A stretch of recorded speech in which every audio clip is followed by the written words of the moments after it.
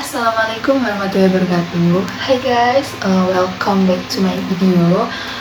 Sebelumnya perkenalin, nama aku Putri Septiana Priyanto, bisa dipanggil Putri dengan NIM terakhir 158. Aku berasal dari Universitas Trunojoyo Madura. Kali ini video aku akan membahas tentang paper yang berjudul Pemikiran Ekonomi Klasik yang relevansinya hingga saat ini.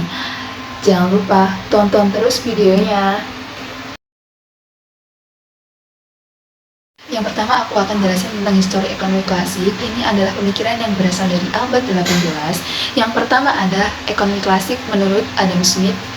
Karya Adam Smith yang sangat diakui berjudul The World of Nation, yang di dalamnya itu membahas tentang prinsip-prinsip yang ada dalam pasar bebas, pembagian kerja, serta akumulasi kapital.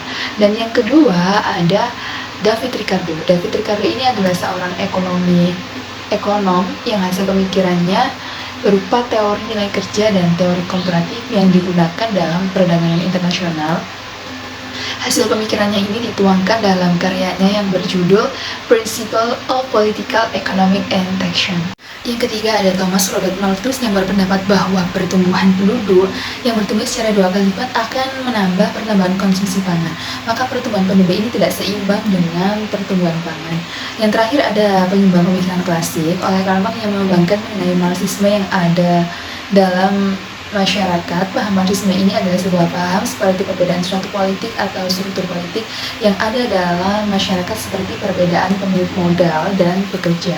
Itu adalah histori dari ekonomi klasik. Untuk selanjutnya kita akan membahas tentang relevansi ekonomi klasik hingga saat ini. Yang pertama ada konsep laissez-faire, yaitu konsep dalam ekonomi klasik yang berasal dari bahasa Perancis, memiliki pengertian berjalan sendiri.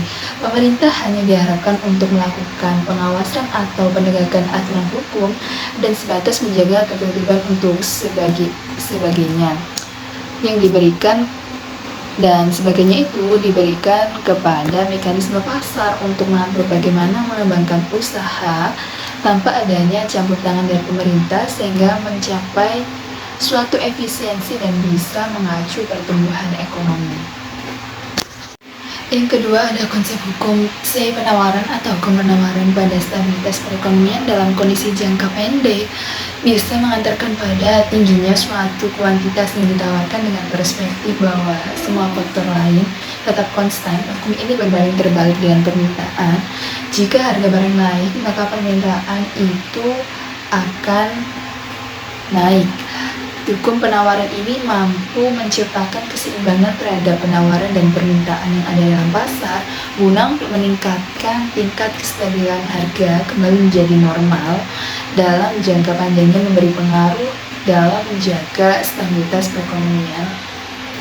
Kedua prinsip itu masih digunakan sampai saat ini sebagai landasan atau acuan untuk bertindak dalam mengambil keputusan ekonomi modern selanjutnya. Bagaimana proses sebuah stagnasi dalam suatu negara sehingga mampu keluar dari problem.